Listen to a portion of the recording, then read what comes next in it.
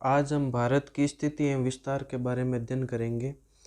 तो भारत जब हमने देखा था कि गोलार्ध को जो ये अक्षांश है 0 डिग्री अक्षांश उत्तरी और दक्षिणी गोलार्ध में विभाजित करती है, तो भारत उत्तरी गोलार्ध में आता है।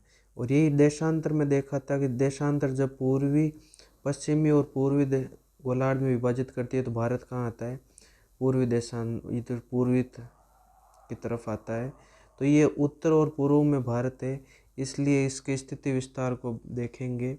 स्थिति विस्तार कैसे है, तो भारत का जो स्थिति विस्तार उत्तरी अक्षांश 8 डिग्री 4 मिनट से 8 डिग्री 4 मिनट उत्तरी अक्षांश से 37 डिग्री 6 मिनट उत्तरी अक्षांश, इसका ये अक्षांशीय विस्तार है।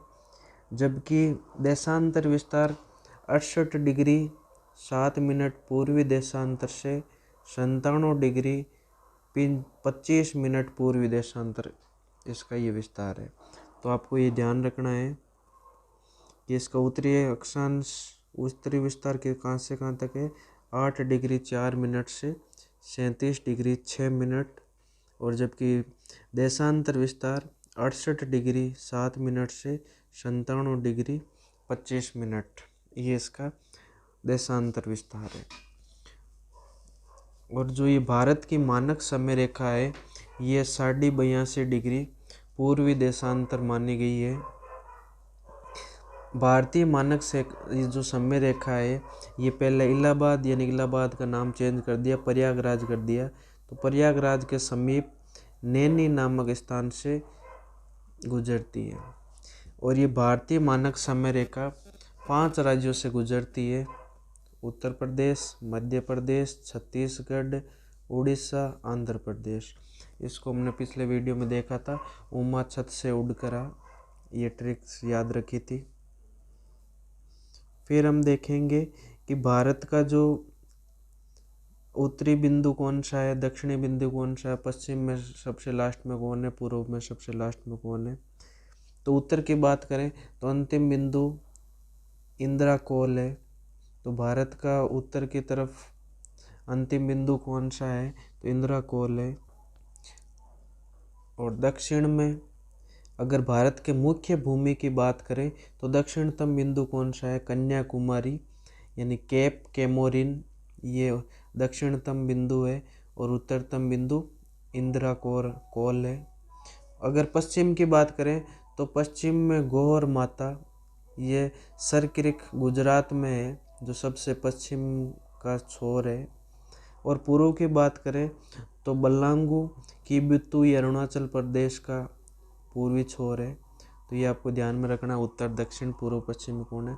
ये तो अगर हमने मुख्य भूमि की बात की तब ये, अगर मुख्य भूमि को छोड़कर अगर वैसे बात करें भारत का दक्षिणतम बिंदु, तो ये उत्तरी जो 0 डिग्री 4 मिनट उत्तरी अक्षांश पर ग्रेट निकोबार है, वहाँ का इंदिरा बिंदु यानी कि जिसको पिग्मेलियन बिंदु भी कहते हैं, पार्सन बिंदु भी कहते हैं, ये सबसे दक्षिणतम बिंदु है। तो अगर ये ऑप्शन में कन्याकुमारी केप कैमोरिन नहीं हो तो ये ध्यान रखना, ये आप इनमें से कोई एक मिलेगा आपको। फिर भारत का सबसे दक्षिणतम द्वीप कौन सा है, तो ग्रेट निकोबार द्वीप है। ग्रेट निकोबार पर भारत का सबसे दक्षिणतम बिंदु इंदिरा पॉइंट, अभी हमने देखा था पार्सन पॉइंट, स्थित है। भारत की स्थलीय सीमा की लंबाई पूछे तो भारत की स्थलीय सीमा की लंबाई कितनी है, तो 15,200 किलोमीटर है। भारत की स्थलीय सीमा की लंबाई कितनी है, 15,200 किलोमीटर है।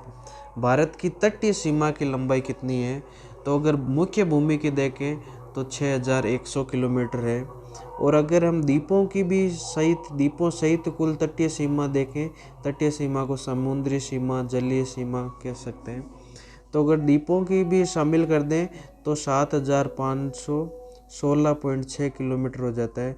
और अगर कुल सीमा की बात करें तो कुल सीमा में हम क्या करेंगे, कुल सीमा में इस कुल जो ये स्थलीय सीमा और द्वीपों सहित इनको जोड़ेंगे तो कितनी आ जाएगी, 22,716.6 किलोमीटर आ जाएगी। भारत के 16 राज्य अंतर्राष्ट्रीय सीमा बनाते हैं। पहले 17 थे, जब जम्मू कश्मीर राज्य को यूनियन टेरिटरी में बदल दिया गया है, जम्मू कश्मीर और लद्दाख, तो अब ध्यान रखना वो राज्य नहीं है। तो 16 राज्य अंतर्राष्ट्रीय सीमा बनाते हैं और भारत के 9 राज्य ऐसे हैं जो समुद्री सीमा बनाते हैं। समुद्री सीमा कौन कौन से बनाते हैं तो इधर देखोगे, मैप में देखेंगे हम बाद में। तो अभी देखो, गुजरात, गुजरात के बाद महाराष्ट्र, महाराष्ट्र के नीचे गोवा, फिर कर्नाटक, फिर केरल। ये तो पश्चिमी तट है, पश्चिमी तट के राज्य हैं। और 4 राज्य इधर पूर्वी तट के हैं, तमिलनाडु, आंध्र प्रदेश, उड़ीसा और पश्चिम बंगाल। तो ये ध्यान रखना है। इस प्रकार भारत के नक्शे में ये पश्चिमी तट, ये पूर्वी तट के राज्य हैं।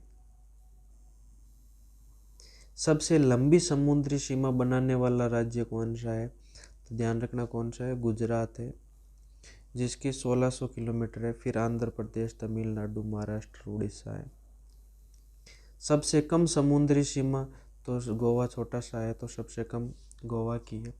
गुजरात तथा पश्चिम बंगाल समुद्री सीमा के साथ साथ ये अंतर्राष्ट्रीय सीमा भी बनाते हैं।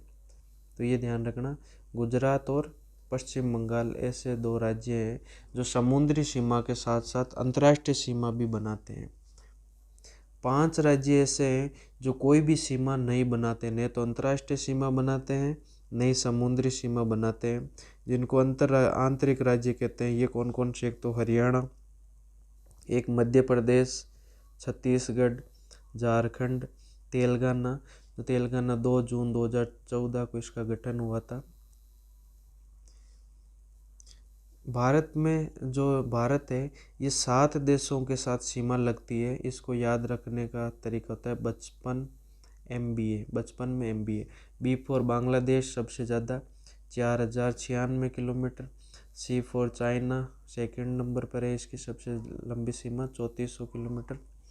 फिर पाकिस्तान की 3300 किलोमीटर। फिर नेपाल की देखेंगे 1700 किलोमीटर।